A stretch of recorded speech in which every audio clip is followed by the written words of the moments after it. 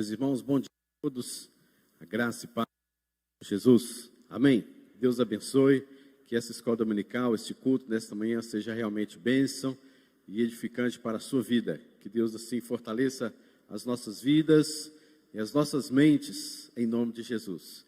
O pastor Emanuel se encontra em Ladeirinhas, uma de nossas congregações, e está ministrando a Santa Ceia. Estará ministrando a Santa Ceia à noite, e hoje pela manhã também na Escola Bíblica Dominical, está lá visitando os irmãos e pregando lá na congregação, junto também com a sua esposa Sheila. Vamos estar orando por aquela congregação, o evangelista Ezequias, né? Que Deus continue abençoando lá, em nome de Jesus. Por isso o pastor Emanuel não está conosco aqui nesta manhã. E também deixar aquele forte abraço a todos aqueles irmãos que estão em casa, participando conosco deste culto nesta manhã. Que Deus continue abençoando, fortalecendo em nome de Jesus. Meus irmãos, vamos meditar então hoje na palavra do Senhor, aquilo que Deus tem para as nossas vidas hoje pela manhã, que o Senhor venha nos alimentar, revigorar a nossa fé, para que a nossa fé não se baseie em filosofias deste mundo ou em coisas rasas acerca sobre quem é Deus, acerca de o que é a sua palavra, mas que a nossa fé seja realmente fortalecida diante da palavra do Senhor, com o poder de Deus, que saiamos daqui fortalecidos assim, em nome de Jesus. Feche seus olhos, abaixe sua cabeça, vamos orar ao Senhor e suplicar a Ele, para que Ele venha falar conosco nesta manhã, em nome de Jesus. Santo Deus e eterno Pai, graças te rendemos.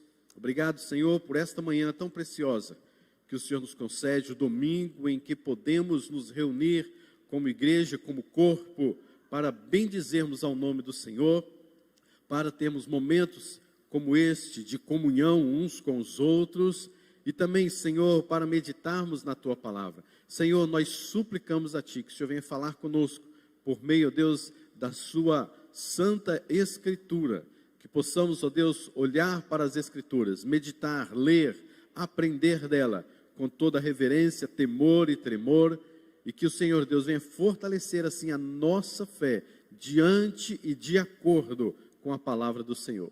Em nome de Jesus nós oramos, amém, Senhor, amém. Meus irmãos, abra sua Bíblia então em João capítulo 17, versículo 17, João 17, versículo 17.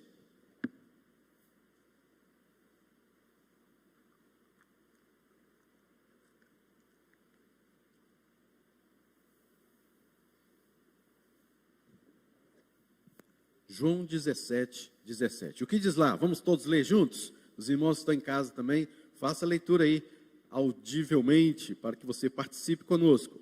Vamos lá? Santifica-os na verdade, a tua palavra é a verdade. Vamos de novo?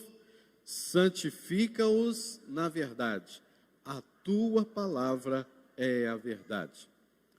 Meus irmãos, Jesus Cristo estava aqui fazendo uma oração que ficou conhecida como oração sacerdotal, a oração de Jesus. Jesus estava se despedindo deste mundo, sabendo o que iria muito em breve acontecer com ele, que era a cruz, depois a ressurreição, a sua glorificação, exaltação, enfim. E ele está aqui agora então, nesta ida para a cruz, ele está intercedendo sobre todos aqueles que já eram crentes nele, que criam nele enquanto ele estava ali encarnado, e sobretudo aqueles também que iriam crer nele, que durante séculos, como é o nosso caso, que também iríamos crer nele. E ele disse claramente que ele não roga pelo mundo inteiro, mas roga sobre todos aqueles que o Pai lhe havia concedido. E uma das coisas que Jesus Cristo ora, uma das coisas que Jesus Cristo pede ao Pai nesta oração, não é para que eles tenham muita saúde, muita prosperidade, muitos anos de vida, muitas não sei o que e tal.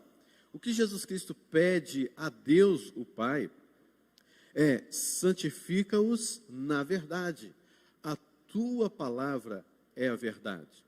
Jesus Cristo, querido, sabia, lógico, ele é onisciente, mas em relação à sociedade da sua época, a questões da sua época sociais, ele sabia que os crentes iriam enfrentar uma terrível tribulação, iria passar por um momento muito ruim. Ele mesmo disse isso também em outros lugares, sobre os últimos dias, sobre perseguições, sobre o negar a si mesmo, carregar a sua cruz, e que iriam levantar impérios, falsos profetas, lobos vorazes tentando perseguir e maltratar o povo de Deus. Então Jesus Cristo está fazendo uma oração, suplicando a Deus o Pai para que santificasse estas pessoas, que estas pessoas que seriam chamadas por Deus, e a sua obra, a obra de Jesus Cristo, na aplicação do Espírito Santo na vida dessas pessoas, eles precisavam urgentemente de serem santificados, separados daquela sociedade, separados daqueles pensamentos, que eles seriam de fato um corpo agora do Senhor, que vai remar contra a maré, contra as coisas do mundo. E ele diz, santifica-os na verdade. A vontade de Deus para as nossas vidas, segundo 1 Tessalonicenses, é a nossa santificação, pois esta é a vontade de Deus, a vossa santificação, diz o apóstolo Paulo.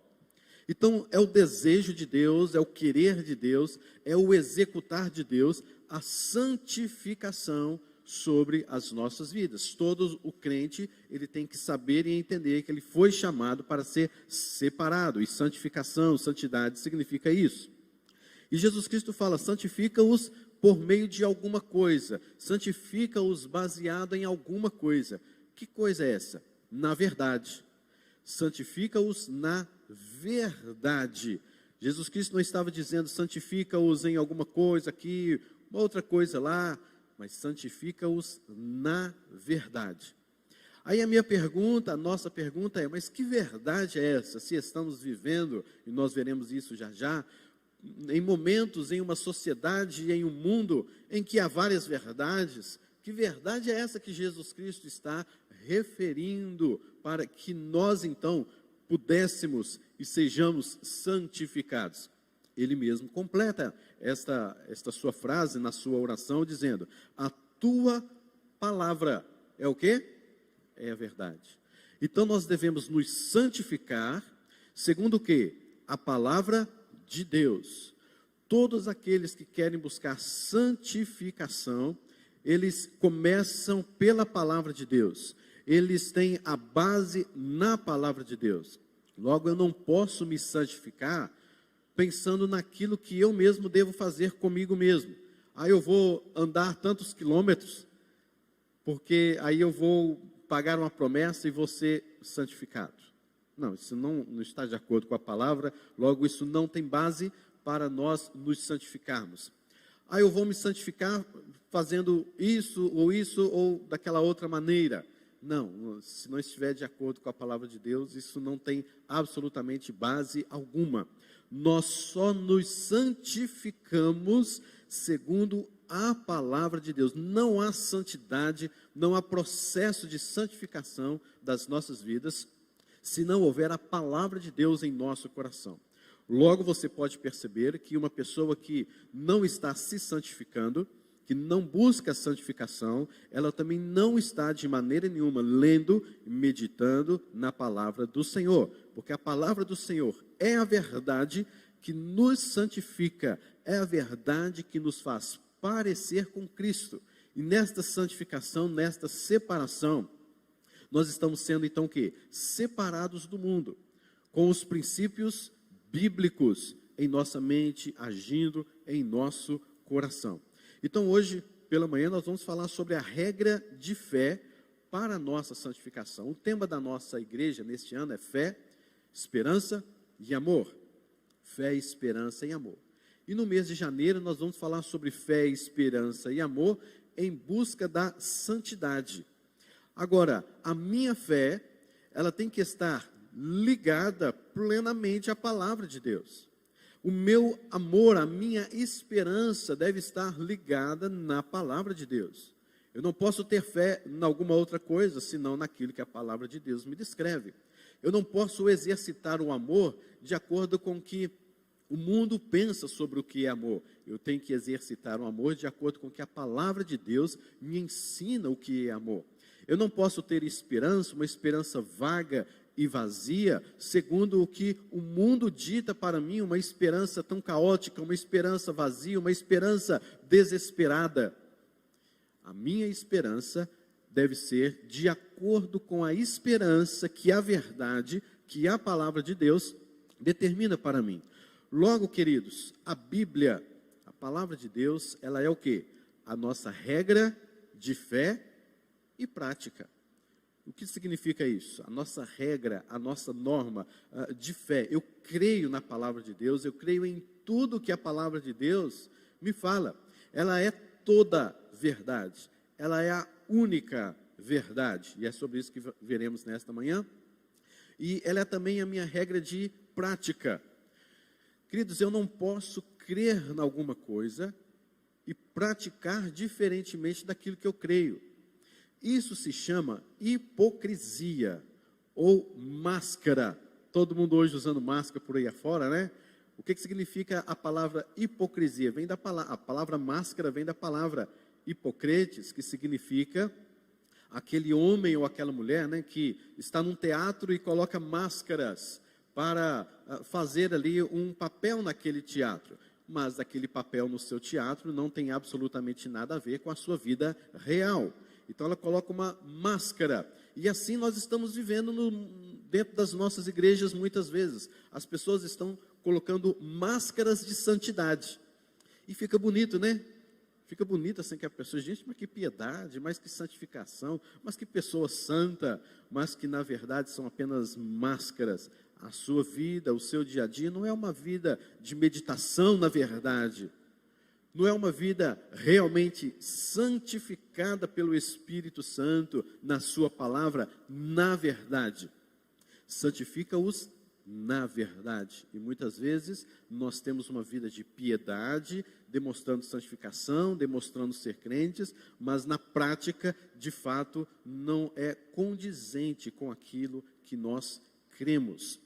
Então nós precisamos, queridos, de nos atentarmos que aquilo em que eu creio, a fé que é dada pelo Espírito Santo em meu coração, para que eu cresça na sua palavra, esta palavra tem que estar guardada em meu coração, para que eu não venha ter uma vida diferente daquilo que eu creio, daquilo que eu pratico. Por isso ela é regra de fé e prática. E existem outros versículos que nos demonstram isso. Salmo 119, versículo de número 9, o que diz lá? Quem lembra? Salmo 119, versículo 9, lembra alguém aí? Vou dar uma ajuda então para os irmãos. De que maneira? Isso, muito bem, Dani. De que maneira poderá o jovem guardar puro o seu caminho? Observando-o segundo a sua palavra. Está vendo só? O jovem, ele deve guardar puro o seu caminho. Mas de que maneira? Observando o seu caminho segundo a palavra de Deus. Não é segundo tantas e tantas outras coisas, mas segundo a palavra de Deus. O salmo bem conhecido também, Salmo 119, versículo 11. Esse vocês sabem. Qual que é? Não deu ainda, né? Vou dar uma dica também. Guardo no coração as tuas palavras. Para quê? Para não pecar contra ti. Perceba que a palavra de Deus está ligada diretamente à santificação, à pureza das nossas vidas. Salmo 119, 105, esse vocês sabem. Salmo 119, 105, o que diz lá? Isso, Nádia. Lâmpada para os meus pés é a tua palavra e luz para os meus caminhos. Também diz respeito à santidade, a sermos iluminados pela palavra de Deus para caminharmos com ele. 2 Timóteo 3,16 também diz lá que toda a escritura é inspirada por Deus e ela é útil para o ensino, correção, repreensão e educação na justiça, a fim de que o homem de Deus seja perfeito e perfeitamente habilitado para toda boa obra. Perceba então que a palavra de Deus, ela nos corrige, ela nos repreende e ela tem a sua utilidade. E o que significa isso? É que ela nos santifica. Toda a Escritura, então, que é inspirada por Deus, e é toda a Escritura inspirada por Deus, de fato, ela é útil, então, para nos santificar. Tudo que é inspiração divina, que é a palavra de Deus, ela é útil, então, para a nossa santificação.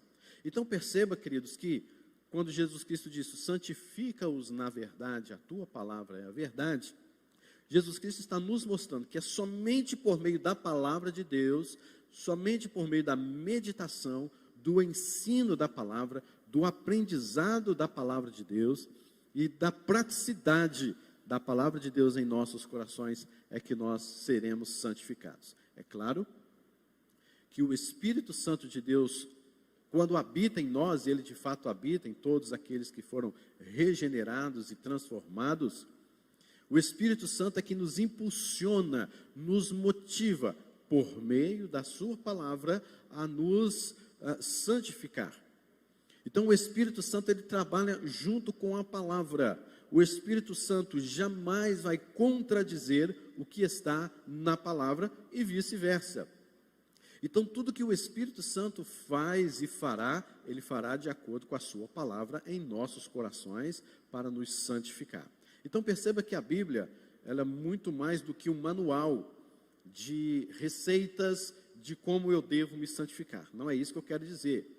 A palavra de Deus é muito mais do que isso. Ela é inspirada por Deus, ela é infalível, ela é inerrante, ela é inspirada por Deus para conhecermos quem de fato é Deus, e quando conhecermos quem de fato é o Senhor Deus Todo-Poderoso, por obra do Espírito Santo de Deus, eu sou levado a me santificar, porque não há como eu contemplar o poder de Deus, a majestade de Deus, e não olhar para mim e dizer, eu preciso me santificar, eu preciso ter a minha vida transformada, eu preciso desse Deus para me salvar, para me santificar e ter a esperança, por meio da sua palavra, de que um dia eu serei 100% santo, 100% perfeito, que será lá na glória, porque aqui na terra não há como sermos 100% santificados plenamente, de maneira nenhuma.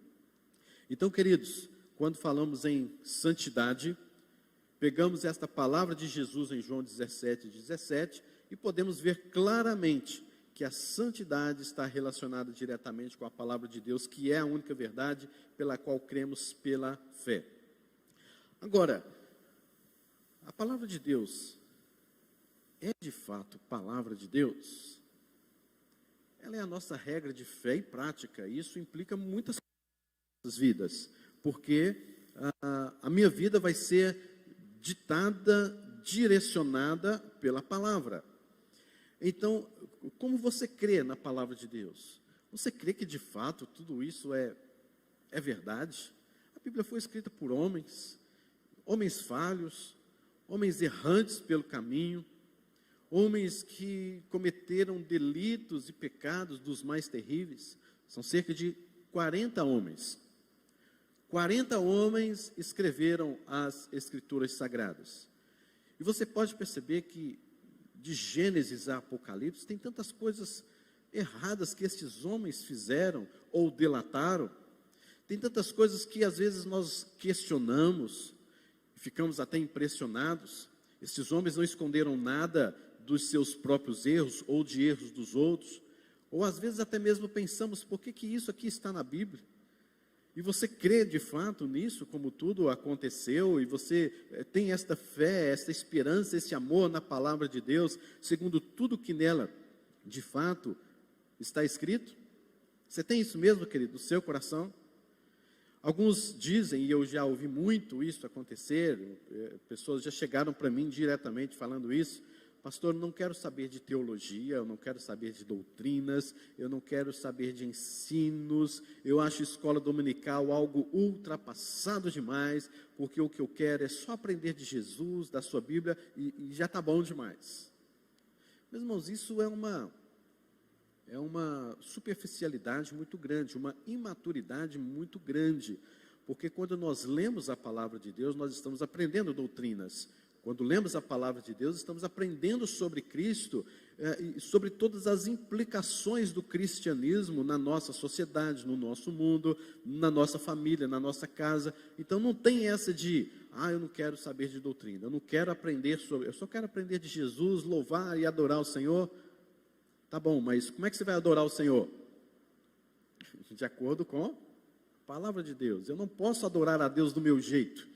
Eu adoro ao Senhor de acordo com o que a sua palavra me determina e prescreve como eu devo adorar a Deus. Eu não posso adorar a Deus de qualquer forma. Como eu devo orar ao Senhor? Não posso orar a Deus de qualquer forma. A palavra do Senhor nos mostra e nos ensina como eu devo orar. Inclusive, o próprio Cristo nos ensinou a orar. E orar de acordo com a palavra de Deus. Eu não posso orar em desacordo com a palavra de Deus, e Tiago nos chama a atenção para este fim. Mas, queridos, você precisa de saber, nós precisamos de saber, para esses que pensam assim, ou talvez, quem sabe, você que não valoriza a palavra de Deus, ou não medita assim nela como deveria meditar, ou a trata com certa irreverência e etc. Nós precisamos, queridos, saber que para que você tivesse hoje pela manhã a palavra de Deus escrita em português na sua mão, e tendo todos os 66 livros reconhecidos pela igreja lá no quarto século, e para que você a tivesse em sua mão, foi necessário muito sangue.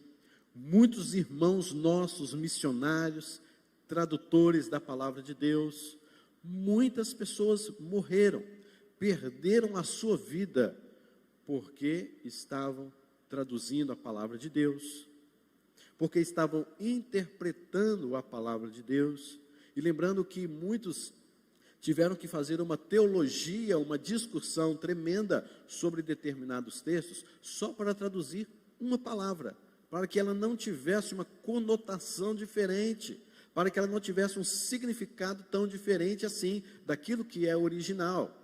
Então houve muitas lutas, muitas dificuldades, muitas mortes e guerras, para que você e eu tivéssemos a palavra de Deus escrita hoje, na nossa própria língua, e ela toda. Porque há lugares, há países, que não tem sequer uma porção, um versículo da palavra traduzida. Há lugares que não tem nem o alfabeto escrito, muito menos a palavra. Há lugares que tem porções traduzidas. Alguns missionários enviam para nós, graças a Deus, acabamos de escrever na linguagem tal, o primeiro capítulo de João. Hoje nós temos 1 João escrito aqui no meio dessa comunidade. Que alegria, que fantástico isso.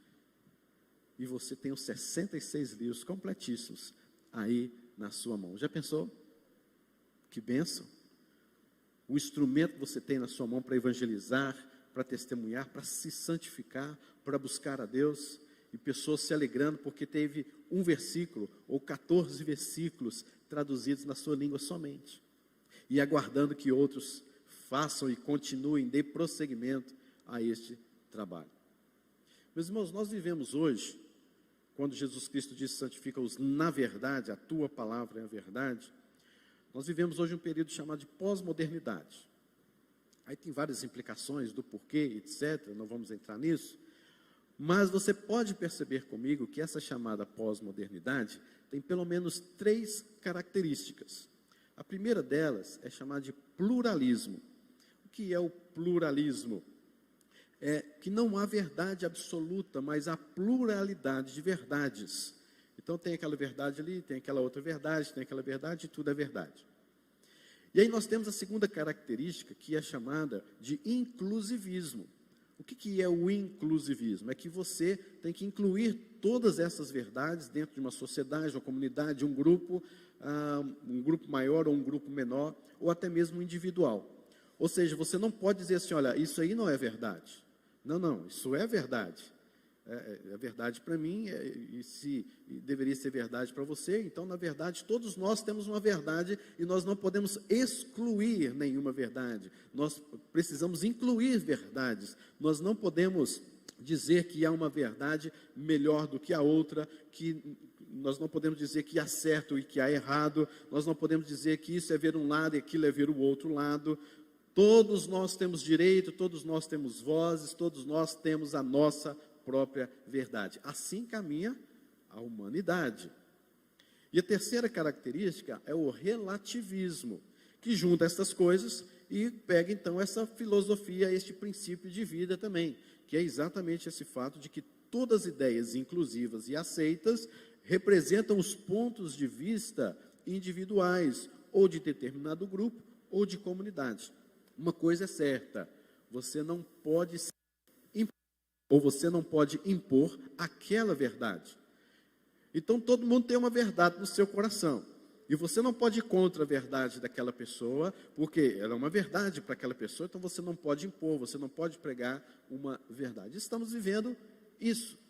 E quando Jesus Cristo disse, santifica-os na verdade, eu poderia pensar assim, eu tenho a minha verdade, a Nádia tem a sua verdade, o Daniel tem a sua verdade, e nós vamos viver de acordo com que nós possamos viver bem, né? E cada um com a sua verdade.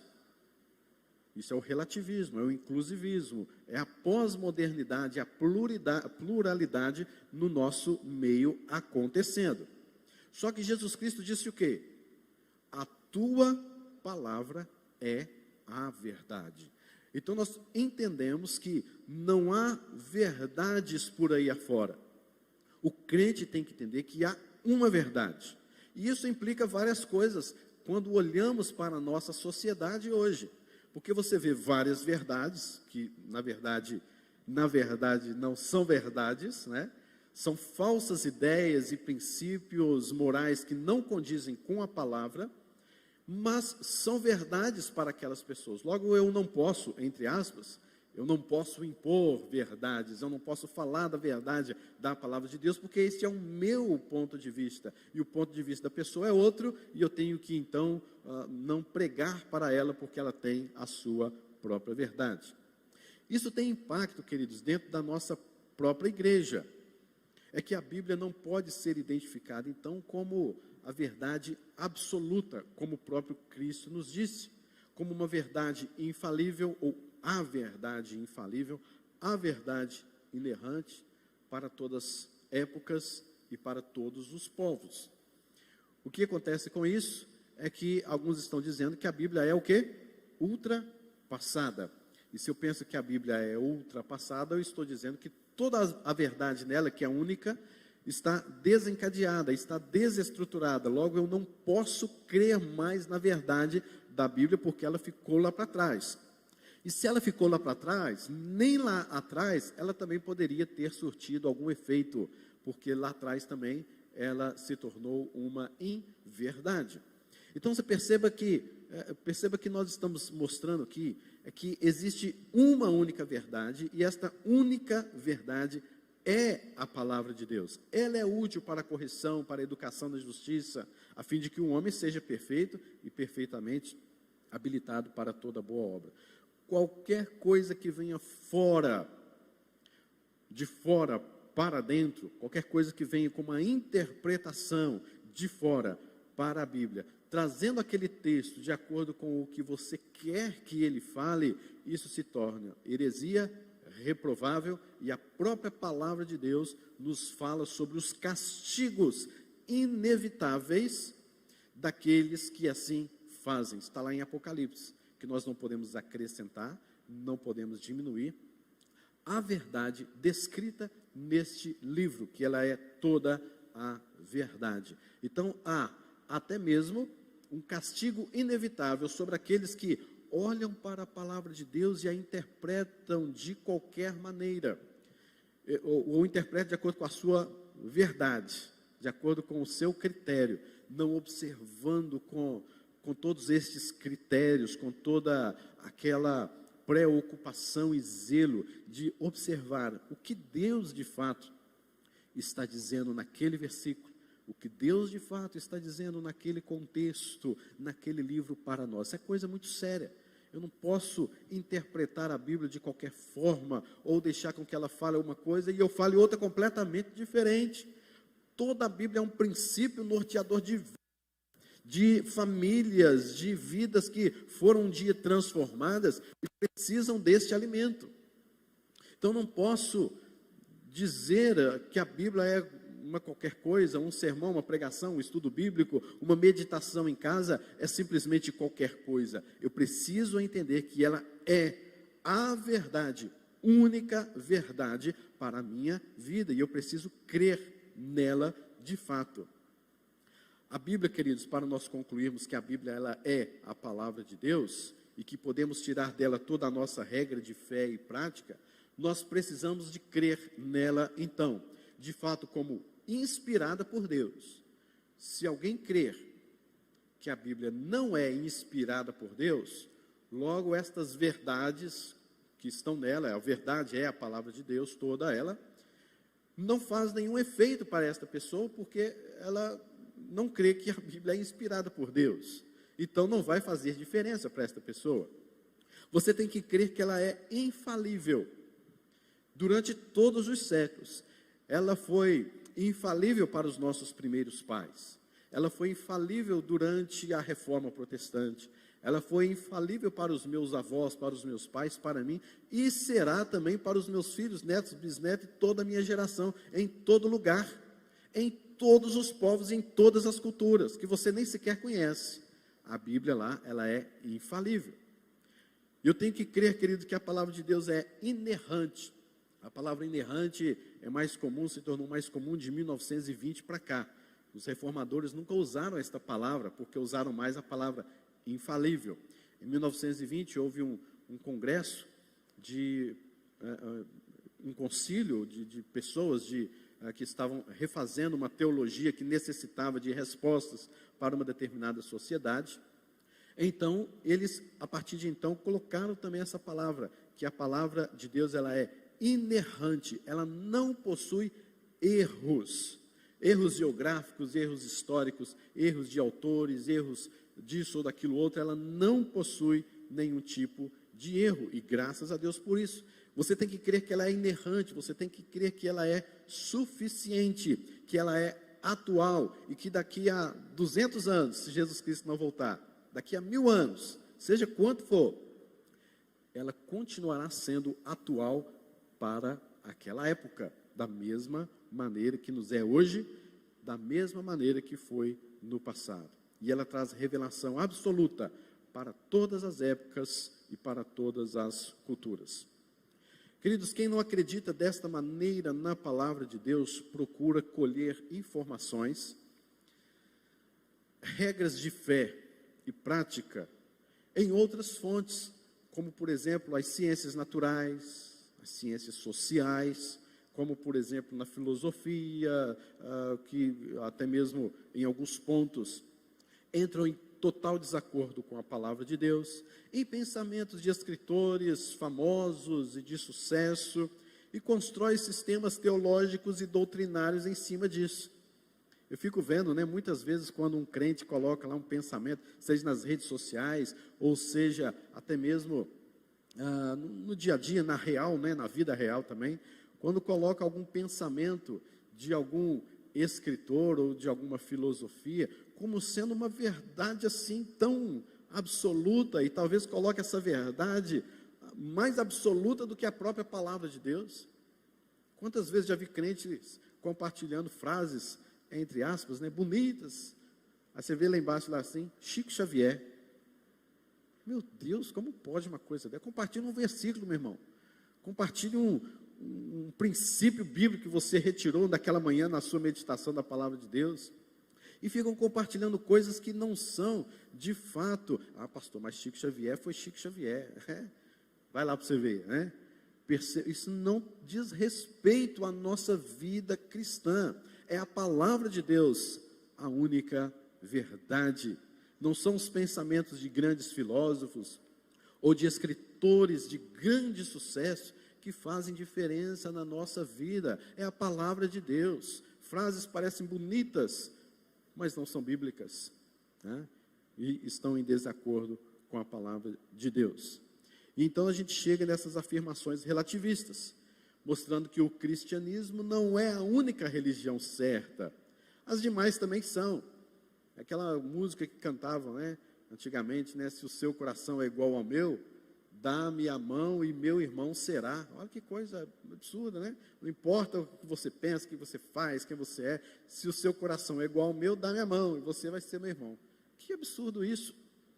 Não existe isso e nem pode existir no meio cristão, porque o cristianismo é a melhor e a única forma de entendermos que podemos ser salvos. Fora do cristianismo, onde de fato a palavra de Deus é exposta, Cristo Jesus é pregado, e somente Ele como único Senhor e Salvador da vida, como de fato a palavra de Deus nos testifica, somente Cristo Jesus é que pode nos salvar. Somente então o cristianismo é que pode pregar Cristo Jesus.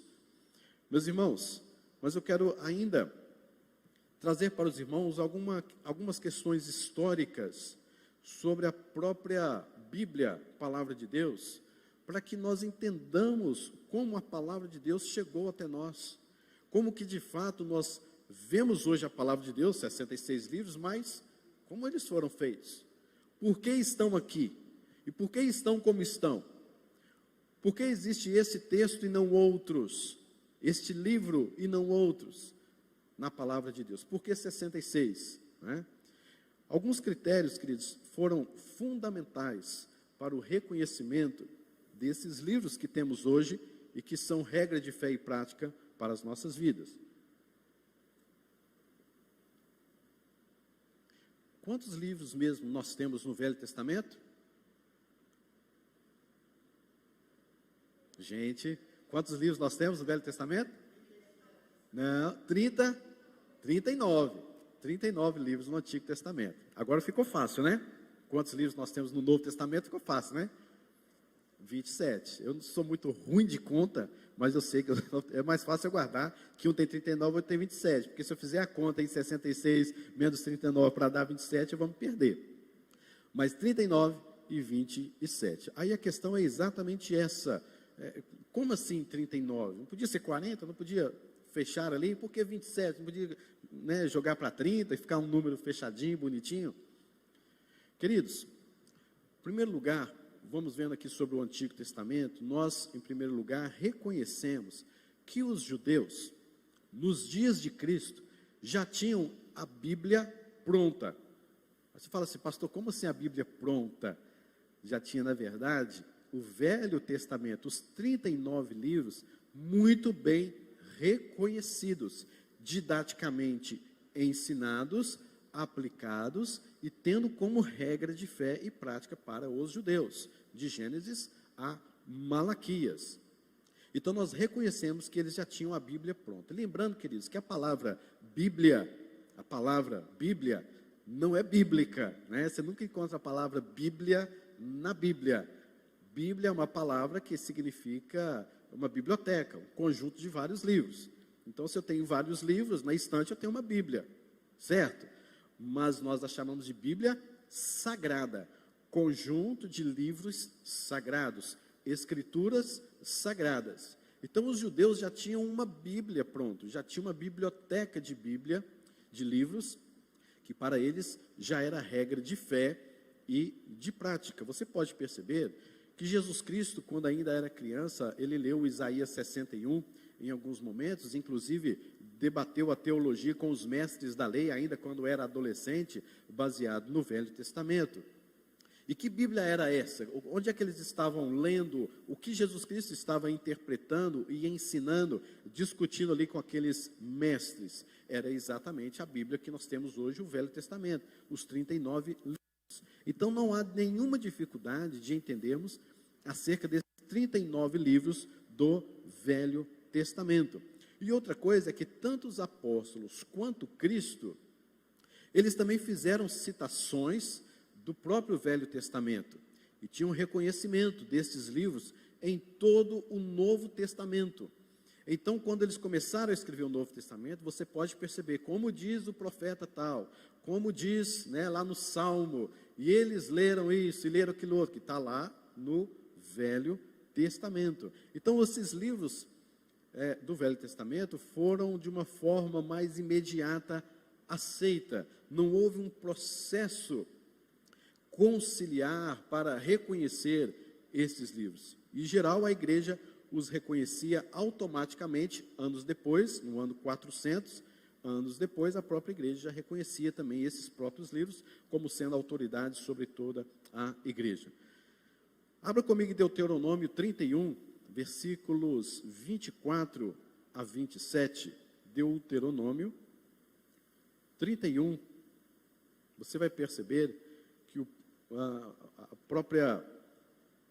os próprios 5 livros que foram escritos por Moisés, nós cremos ser Moisés, foram de fato já guardados e reconhecidos como palavra de Deus. Deuteronômio 21, 24 a 27. Tendo Moisés acabado de escrever integralmente as palavras da lei num livro, deu ordem aos levitas que levavam a arca da aliança do Senhor, dizendo: tomai este livro da lei, em algumas traduções estão inclusive em letras maiúsculas, e ponde-o ao lado de quê? Da arca da aliança do Senhor vosso Deus, para ali esteja por testemunha contra ti. Até aí, o que a gente percebe é que aquilo que Moisés escreveu era de fato inspirado por Deus, e aquele livro que era aí Gênesis, Êxodo, Levítico, Números e Deuteronômio que estava sendo escrito, esses livros deveriam ser colocados na arca. E o que era a arca? A arca era o símbolo da presença de Deus, e a presença de Deus estava ali, a palavra de Deus presente. Então a gente já percebe que esses livros não tinha o que questionar acerca da inspiração, da autoridade desses livros sobre as nossas vidas. Uma coisa interessante também é que um livro ou um autor do Velho Testamento, um profeta, ele também mencionava outros profetas em seus próprios livros. Isso traz autoridade, isso mostra inspiração, isso mostra uma cadeia de harmonia dentro da própria palavra. Daniel, capítulo de número 9, versículo de número 2. Daniel 9, 2. Diz assim: no primeiro ano do seu reinado, eu, Daniel, profeta Daniel, entendi pelos livros, olha só, pelos livros, que o número de anos de que falara o Senhor a quem? Ao profeta Jeremias, que haviam de durar as assolações de Jerusalém, era de 70 anos.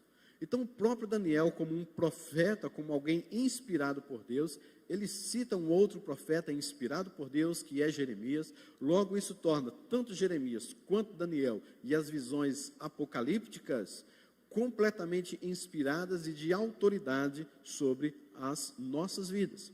Mas foi somente lá no 4º século depois de Cristo que a igreja, por necessidade, diante das lógicas e não somente isso, diante das pressões da sociedade daquela época, teve que dizer: estes são os nossos livros, a igreja reconhece sim esses livros do Velho Testamento. Mas há uma curiosidade em Números 21, abra lá comigo também, Números 21, 14 e 15. Números 21, 14 e 15, nos diz assim: pelo que se diz no livro das guerras do Senhor, Vaebe e Sufá, e os vales de Arnon, e o declive dos vales que se inclina para a sede de Ar, e se encosta aos limites de Moabe. Nós nunca ouvimos falar desse livro, a não ser aqui somente essa referência. Livro das guerras do Senhor. Alguém escreveu algumas guerras que o Senhor fez e realizou, e talvez uma dessas guerras estejam até mesmo na própria Bíblia, nossa Bíblia Sagrada, mas é interessante percebermos que nós não temos acesso a este próprio livro, chamado Livro das Guerras do Senhor. Aí que vem aquela questão: pastor, mas não era do Senhor, não era algo... Aí vem a pergunta: o que caracteriza, quais são os critérios, o que então a gente fundamenta aquele livro como sendo palavra de Deus, inspirado por Deus? Bom, em primeiro lugar, esses livros foram perdidos, nós não temos acesso a ele. Então isso já mostra a vontade de Deus e do Espírito Santo que esses livros não fossem autoridades sobre as nossas vidas. Mas de uma forma um pouco mais criteriosa nesse sentido, e zelo, é porque também esses livros não foram escritos por profetas ou por pessoas de autoridades proféticas, como é o caso de Moisés. Moisés escreveu esses 5 livros. Samuel era um profeta.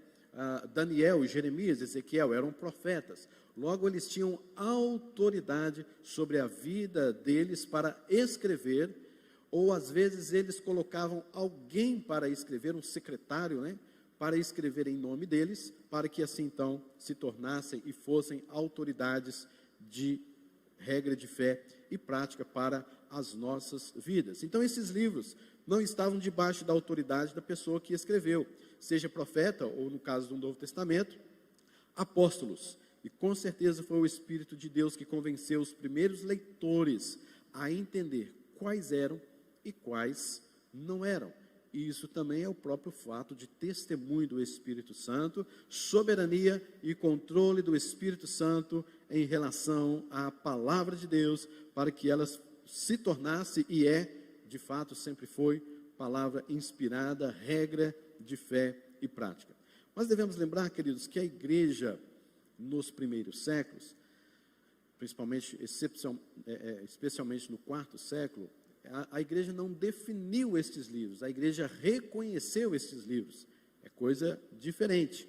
Então, nós precisamos de entender que a igreja apenas reconheceu, mas a igreja está debaixo da autoridade desses livros. Se a igreja simplesmente define estes livros, nós então estamos dizendo que a igreja está acima desses livros, acima da Escritura Sagrada. A autoridade, então, está na palavra de Deus e não na igreja.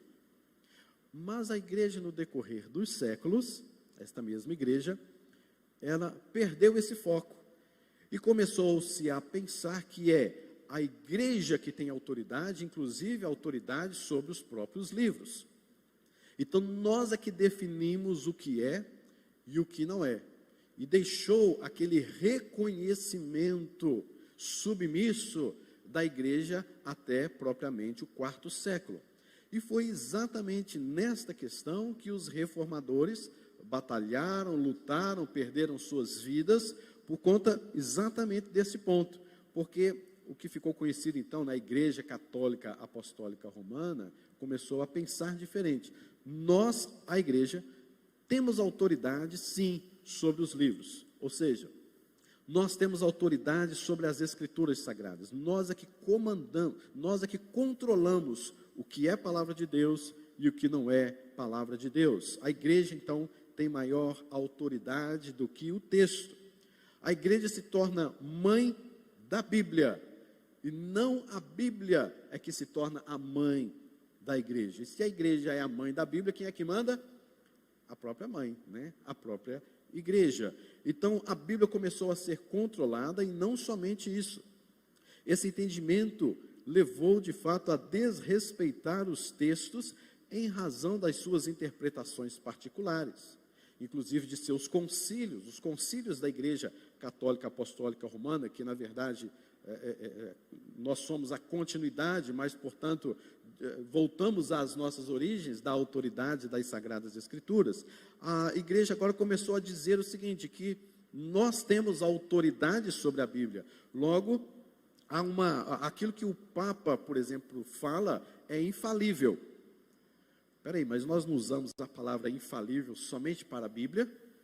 Agora nós estamos vendo dentro dos dogmas católicos de que há uma infalibilidade papal, ou seja, aquilo que o Papa fala é tanto autoridade quanto a própria palavra de Deus, reconhecida já pela igreja há anos atrás. Então agora o sentido virou.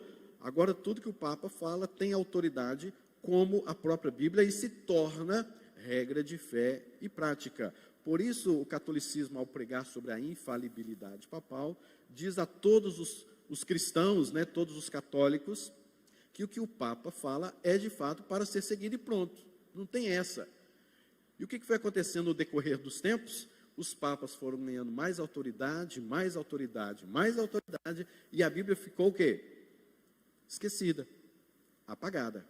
Com isso, as pessoas pararam de ler a Bíblia e prestaram atenção somente a que o Papa falava. E não somente a que o Papa falava, mas agora no decorrer dos tempos, houve também a infalibilidade tradicional, que era aquilo que a igreja já seguia e vai continuar seguindo, o que é tradição da igreja está acima da palavra. Se nós sempre fizemos isso, vamos continuar fazendo, porque é tradição. Ah, mas é que isso aqui está de desacordo com a palavra de Deus, não combina muito bem, não está isso na palavra. Não tem problema, a tradição está acima da palavra. Mas também havia a infalibilidade bíblica, mas ela estava lá em terceiro lugar. Quarto, quinto, esqueceu. Mas havia lá, de uma forma esquisita, sem zelo, algo estranho, a infalibilidade bíblica. É por isso que no decorrer dos tempos, e é por isso também que esta era foi chamada de Era das Trevas, porque a igreja se distanciou completamente da autoridade das Sagradas Escrituras e deu autoridade somente para o Papa, a igreja, a tradição da igreja em si, esquecendo-se verdadeiramente o que era a palavra de Deus. Prova disso, queridos, é que se eu, você, se a igreja do Senhor abandonar a palavra de Deus, nós não seremos santificados, não seremos transformados e teremos graves problemas nas nossas vidas. Então nós nunca podemos deixar a palavra de Deus, ainda que um anjo, ou mesmo um de nós, e ainda que um anjo venha e prega outro evangelho além daquilo que nós pregamos, seja o quê? Anátema, reprovado, condenado. Então, o que rege a igreja é a palavra. Por isso que Jesus Cristo mesmo orou: santifica-os na verdade, porque a tua palavra é a verdade. Não é o concílio, não é a igreja, não é o pastor, não é o conselho, não é nem a igreja em si, mas é a palavra de Deus. Então, queridos, nunca desviemos da palavra de Deus, porque na nossa história eclesiástica nós já temos provas demais sobre o que foi um dia desviar-nos da palavra de Deus, deixando-a de lado e tomando sobre nós outro tipo de autoridade. Então, cuidado com aquilo que você pensa que está em desacordo com a palavra de Deus, mas é bonitinho, é politicamente correto. Cuidado com o que você pratica simplesmente para ganhar simpatia um do outro, de outras pessoas que não creem na palavra de Deus. Cuidado com isso, porque a palavra de Deus, ela nunca pode ser deixada de lado, nunca pode deixar de ser praticada. Por isso que surgiu aquele tema na Reforma Protestante, sola Escritura. Queridos, isso aí era comprar guerra mesmo, era comprar guerra, era uma luta. E graças a essa luta, guerras e tantas mortes, você tem aí a palavra do Senhor, e estamos aqui meditando na palavra do Senhor de uma forma tão maravilhosa. Depois você vê a vida de William Tyndale, um missionário também, tradutor da palavra de Deus. Você vai ver como que esses homens morreram por causa das impressões que eles faziam, né, por conta da palavra de Deus. Inclusive tem um filme muito interessante que fala Em Busca da Carta Perdida. Vocês viram aí alguma coisa nesse sentido? Que mostra um pouquinho, tem no YouTube e tem também no Prime Video que fala, né? Que mostra exatamente essa questão da dificuldade que era para imprimir coisas acerca da palavra de Deus. Depois você vê esse vídeo, importantíssimo o cristão ver este filme, Em Busca da Carta Perdida. Mas, queridos, o que nós vemos ainda, que precisamos entender para o fortalecimento da nossa fé, e não apenas o conhecimento intelectual, obviamente que não, mas existiram alguns livros que foram chamados de pseudopígrafos e também dos apócrifos. Que livros são esses? Pseudoepígrafos significa falsos escritos. Pseudo, falso. Epígrafo, escrita, livros escritos, documentos escritos, mas que são falsos. mas que por muitos anos, por muita luta, a igreja, graças a Deus, não reconheceu esses livros como sendo inspirados, mas por outro lado, houve muita luta, muita afronta para que estes livros estivessem dentro da palavra de Deus e se tornassem para nós fonte de autoridade. E o que eram esses pseudoepígrafos? Nos mostram, queridos, que quando a igreja reconheceu os livros como sendo palavra de Deus e autoridade sobre as nossas vidas e sobre a igreja, um dos critérios que eu já disse era o quê? Era sobre quem era o autor, não é isso? Se ele era um profeta, se ele era alguém mandado por um apóstolo, se ele era apóstolo. Esses pseudopígrafos, eles eram, na verdade, textos escritos e era colocado embaixo o nome, por exemplo, de Moisés. Tem um livro, né? Assim, as revelações, as profecias de Moisés, escrita por Moisés. Só que este livro, na verdade, foi escrito 1000 anos depois da morte de Moisés. Dá para você entender um negócio desse? O que significa isso? Foram pessoas que, querendo pegar um lugarzinho bonitinho no céu, né, querendo mostrar o seu talento e tudo mais, escreveram esses livros e colocaram lá embaixo como se fosse o próprio Moisés que havia escrito. Foi escrito 1000 anos depois, então não há como Moisés ter escrito, né? A não ser que nós pudéssemos crer naquelas revelações lá que se fazem dos mortos e ele escrevendo lá. Então não há a mínima possibilidade desses livros terem sido reconhecidos como autoridade. Pessoas ou grupos que escreviam determinados textos e terminavam então com o nome do autor, Moisés. Temos também cartas de Jeremias, o próprio profeta Jeremias, e o próprio Enoque. Enoque, que andou com Deus e foi trasladado. Também temos muitos escritos deste homem, que na verdade não era Enoque. O que esses homens escreveram acerca de Enoque? O que tem neste livro? O livro de Enoque é assim chamado, que foram pessoas que escreveram, inclusive 200 anos antes de Cristo, surgiu aí, vimos aí este livro de Enoque. O que tem neste livro? Você percebe que não há muitas coisas de Enoque na Bíblia.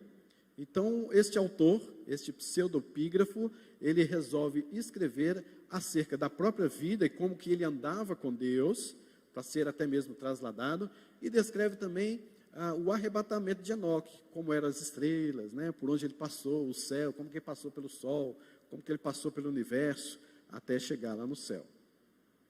E este livro foi um dos livros que as pessoas lutavam. Não, esse livro tem que estar, porque é bonito demais. Aqui tem revelação, aqui tem poder, hein? Aqui tem graça aqui, o negócio é bom, vamos colocar esse livro aí também.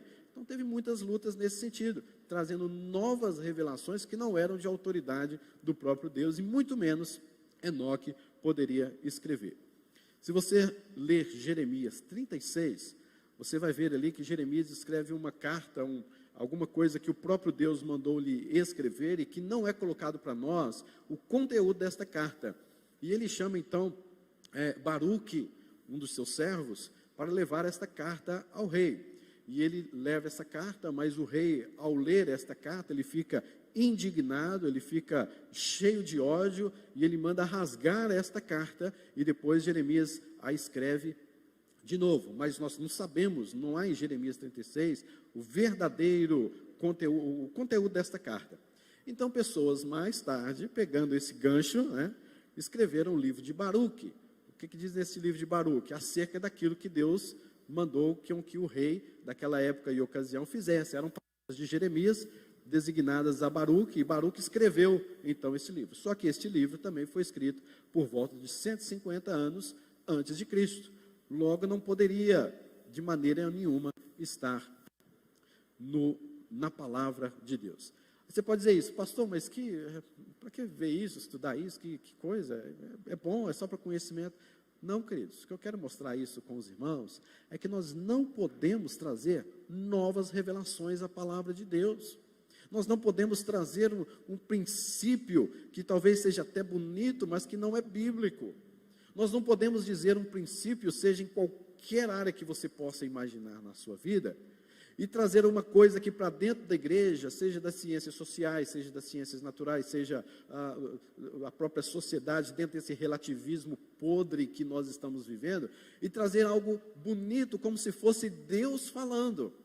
O que o pregador, o que eu e você precisamos entender diante da história desses chamados pseudoepígrafos, é que nós não podemos acrescentar coisa alguma. Se Deus não falou, Ele não falou. Se não está na Bíblia, então não está. E se você quer viver uma vida santa, reta e que agrada a Deus, não traga bobagem para a sua vida, não. Não creia por aí afora em bobagens que estão dizendo, em novas revelações dizendo na sua vida, não.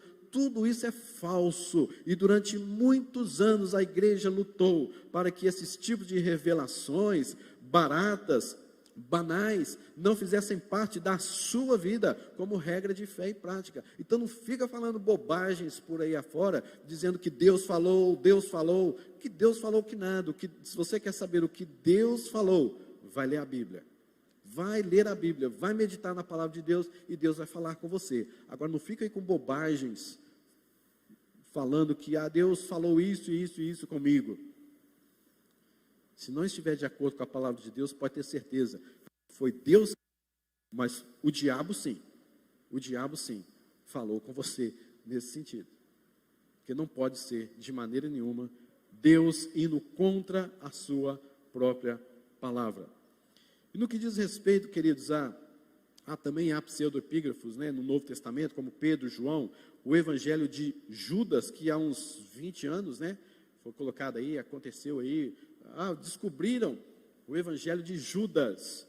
No ano 200 depois de Cristo, houve os que foram chamados de caimitas. Os caimitas eram um grupo de pessoas, de pensadores, que pegaram imagens de personagens maltratados na Bíblia, a começar de Caim, que foi o primeiro, como por exemplo Judas, né, e outros mais na Bíblia que são assim, colocados como pessoas más e ruins, e eles fizeram livros exaltando estas pessoas e colocando, não foi bem assim, vamos ver o outro lado, vamos ver que não é bem assim o negócio não, né? Então eles escreveram vários livros e eles também queriam que esses livros fossem colocados na palavra de Deus e reconhecidos pela igreja. Por isso surgiu o livro de Judas, mas nunca foi Judas que escreveu. Judas não escreveu livro nenhum, tá bem? Então você pode ir lá depois pesquisar sobre o livro de Judas. E os apócrifos? Os apócrifos são aqueles 7 livros que a Igreja Católica Apostólica Romana aceita como de fatos inspirados. São 7 livros e mais 4 acréscimos na palavra de Deus. São Tobias, Judite, Sabedoria de Salomão, Eclesiástico, também chamado de Siraque, o próprio livro de Baruque, 1º e 2º Macabeus. E os acréscimos são 6 capítulos no livro de Ester, 3 acréscimos ao livro de Daniel, que são oração de Azarias e o cântico dos 3 jovens, a história de Susana, no capítulo de número 13 de Daniel, e a história de Bel e o dragão, no capítulo de número 14. Então foram esses acréscimos, não é Belza não, é Bel. Né? Então foram esses acréscimos que a Igreja Católica colocou na palavra de Deus.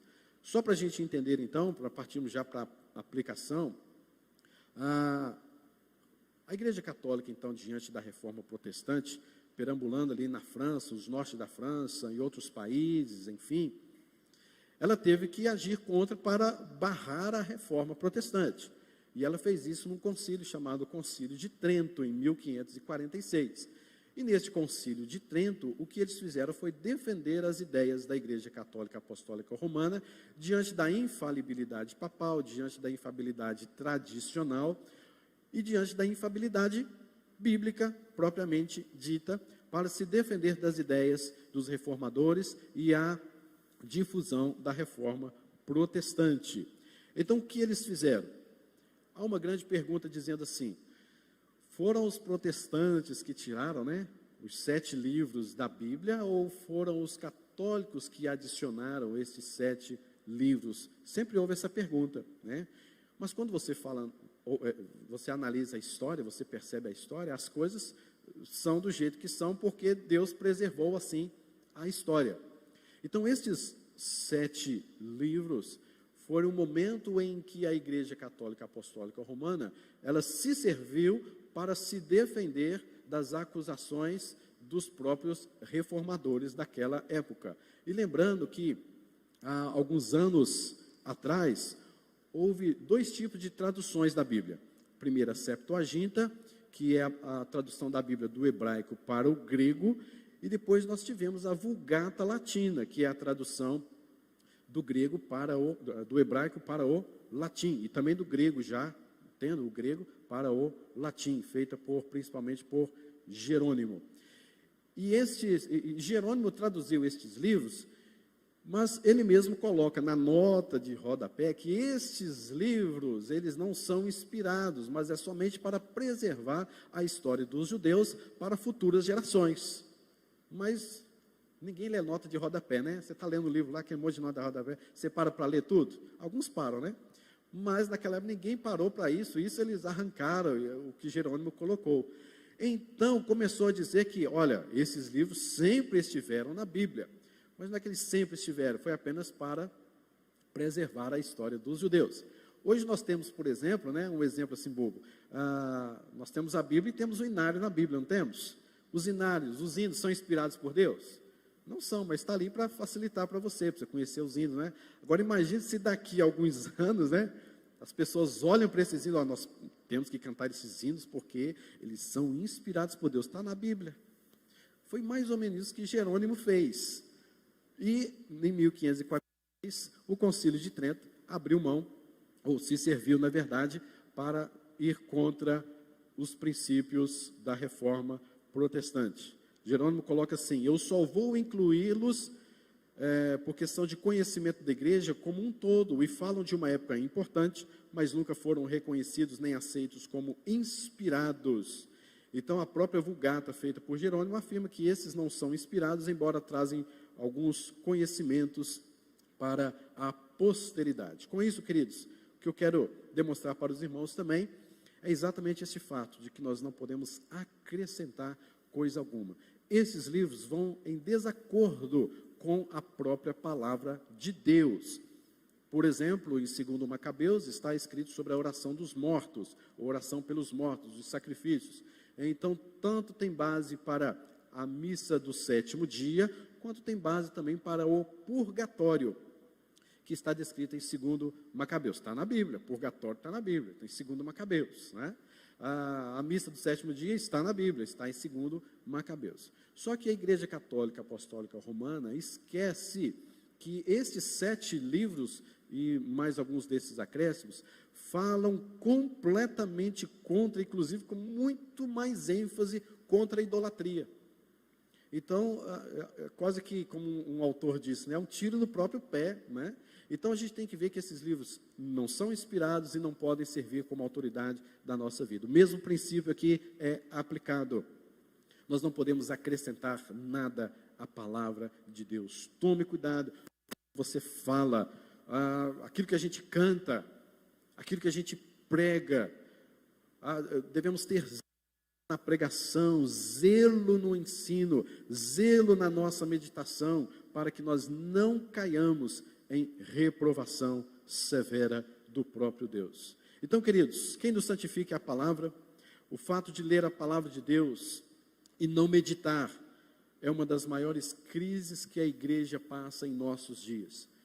Lê a palavra, mas não pratica, não medita nela. Essa é uma das grandes crises que a igreja tem passado nesses dias.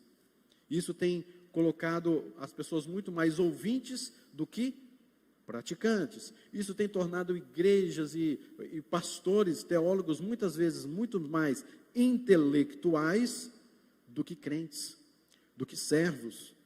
Então nós temos que tomar muito cuidado com isso. O fato de não nos tornarmos praticantes da palavra. Terrível coisa para um pastor é você pregar, ensinar, e o povo, a igreja, continua agindo do mesmo jeito, e não há mudança. Só o Espírito Santo mesmo para fazer uma grande obra como essa. Precisamos, queridos, ser praticantes da palavra e não somente ouvintes, porque ler e não praticar a palavra leva as pessoas a se vangloriar de conhecimento, do intelectualismo, mas não a leva em intimidade viva com Deus. ela transmite vida a todos os que nela creem. Nós precisamos e devemos crer na palavra de Deus, pois é a partir dela que saberemos viver corretamente em santidade.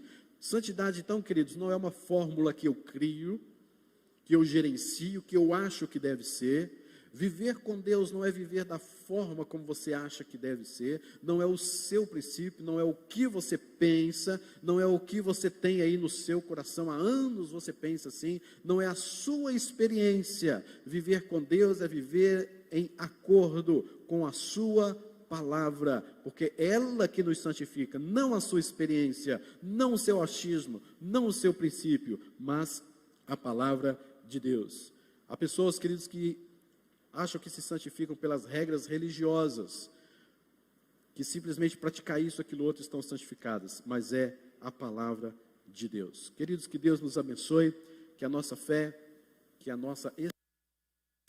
o nosso amor estejam baseados na palavra de Deus e que vivamos toda a nossa vida em santidade. Santifica-os na verdade. A tua palavra é a verdade. Amém, queridos?